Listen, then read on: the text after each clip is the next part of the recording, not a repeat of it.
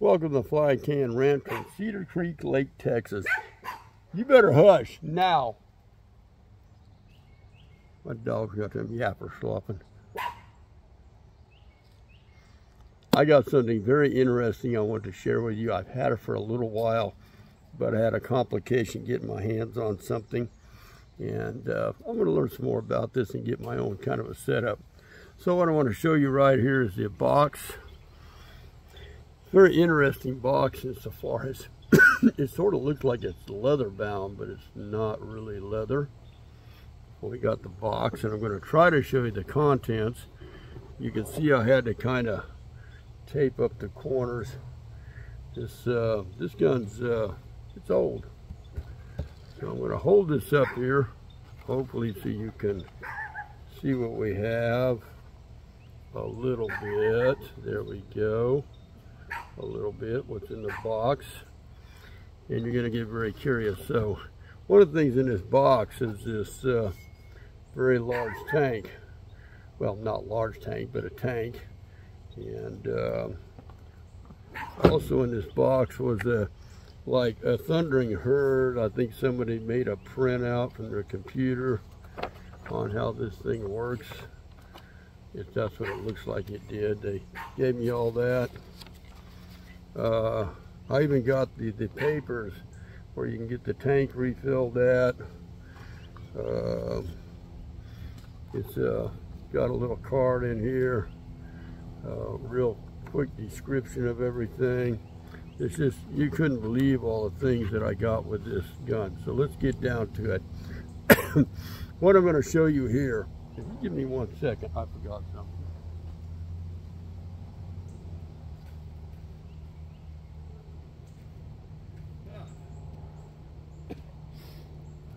Really nice out this morning. It's not burning up. We went for a nice ride. Okay, so what we have here is a Crosman model 116 22 caliber bulk fill, 22 caliber bulk fill CO2 gun.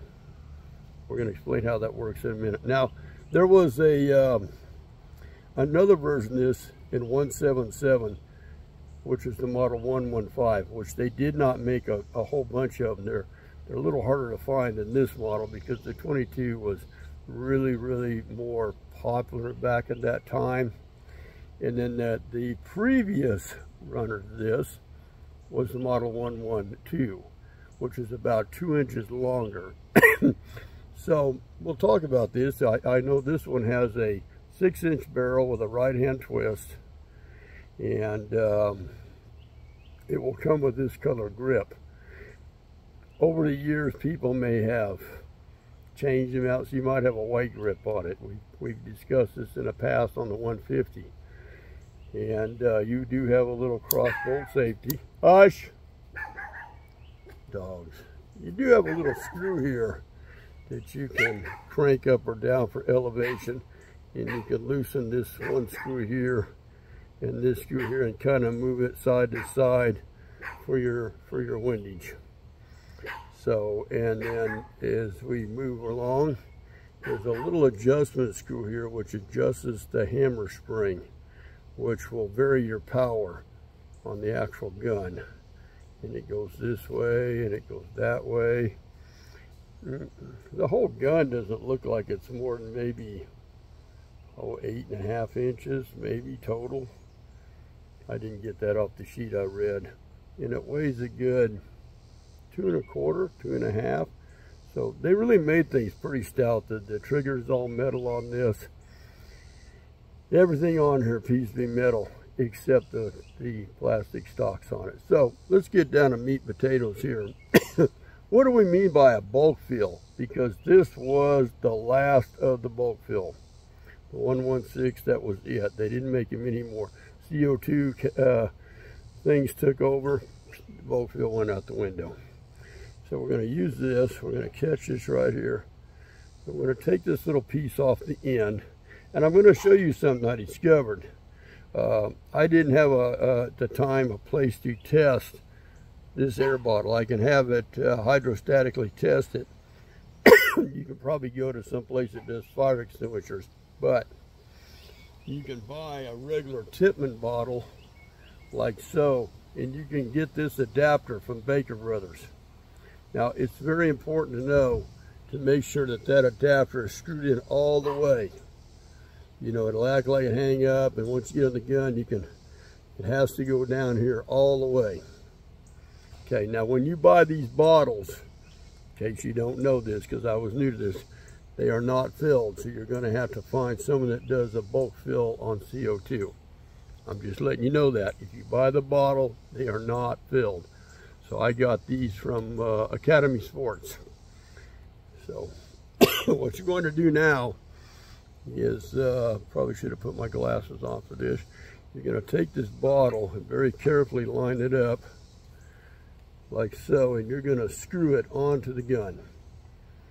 The last couple of times I put a few drops of oil, not very much. It was leaking a hair out the nose when I first got it, and it's starting to slow down. You'll get it right about here. Not really crazy, about there.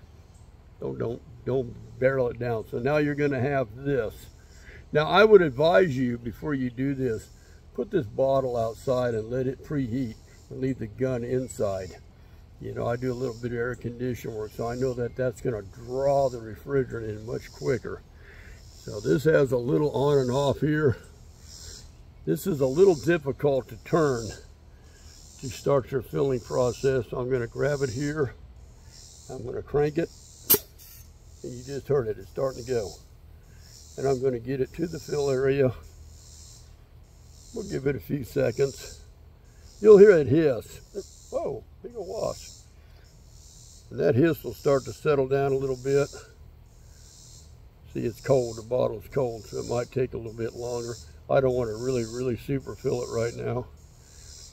Give it about 30 seconds if you got your bottle pre-warmed. Don't sit it out in the sun and just walk off and forget about it, by the way. That could be catastrophe. Now crank this back to the off position. And there I am, totally off. And now I'm going to just take this. You can hear it release. Screw it off. Now last time I did this, first time I did it, it was hissing a little bit out the port, but I think I got it sealed with a little bit of pill oil. And we'll just keep doing this, and oops, almost there. Now you can hear it kind of hissing out the nose. So I'm going to stab that back on here. On this particular one, I've noticed you give it a couple of good shots and that'll stop. On mine anyway. Again, I didn't put any more pill oil around it. Now these are not backyard friendly. Now what you're going to have to do, see it's still trying to hiss up. You're going to cock it back here. You're going to put your little pellet in, drive that forward, and like I said, not backyard friendly. Let it go. Let it go. Starting to cut back on the hissing now. Yeah, I need to add a little oil to it. And that's the racket it makes.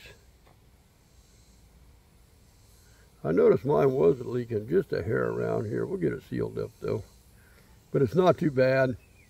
It's operating very good. Again, it's not, man, you live in a real suburban area, they may not like that too much. But I want to show that with you. I want to show you how you fill it. When I refill it for the test run, yeah, it's getting really cold. You can tell it's cutting back a little bit. I'm going to preheat the bottle, put a little oil around this, and it should work just fine. Now, they say you get about, oh, I don't know. I think I wrote it down on here somewhere. 30 shots for a fill. This tank is probably going to fill it a bunch. I bought 2 of these tanks and had a fill. I think it cost me like 17 bucks. But it's a very interesting gun. It's in appearance is very, very good condition. Given, you know, they made these from 1951 to 1954. So, yeah, she's still wanting to hiss a little bit. But I'm very pleased by its condition. it hits pretty dang hard from right over here to the target area. I've actually cracked a hole in some cans with it. Dang sure if it don't crack it, it'll dent it pretty bad. I do need to adjust the sight a little bit, as it has a, you got to aim it really severe a little bit to the right. But I haven't hit a pickle bottle or anything like that with it. Her and I played with it a little bit. She was kind of surprised by the kick on it. But yeah, I got to get some oil on that. But like I said, it's not quiet by any. Now we know it's empty. I know it's empty. So yeah, right there. See, it's not a quiet gun by any means. Yeah, that's starting to sweat a little bit. So there it is, Crosman 116 bulk fill. This is the last years that they made the bulk fill in this configuration. There's a way you can get away with it. You get yourself a little Tippmann tank or something, fill it up, get that adapter from Baker Brothers, and I think you're good to go. I ran this through about, this wasp is just getting the best of me. I'm gonna get him sooner or later. If he lands, I'll pop him. Come on, Big Daddy. Go get yourself some of this. But we ran it. We filled it about I filled it about 3 times. The last couple of times it wasn't hissing so bad, so the oil is important. But it's a very different gun.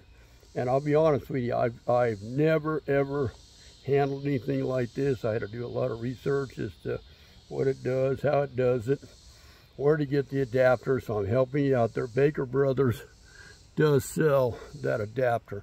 I don't remember the exact cost. You can look them up, you know, Baker Brothers, just get on the internet, and they do sell that. So you get a good look at that valve, because they have a picture of it on their website. That's it right there.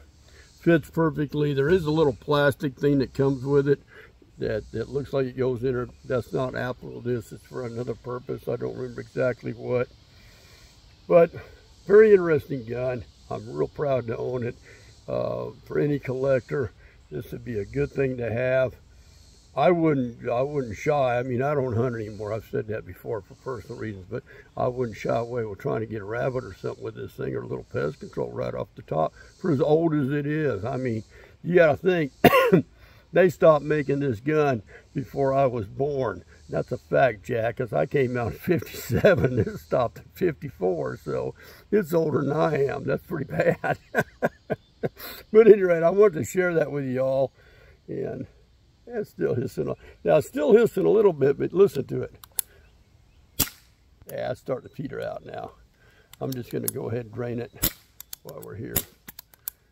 Yeah. We'll get some oil on it. I might try to buzz out real quick, visit my mom for a minute, come back, put a little oil around it, do a shooting review. I got to pick up some other stuff, and just a hectic day. Every day's a hectic day, whatever.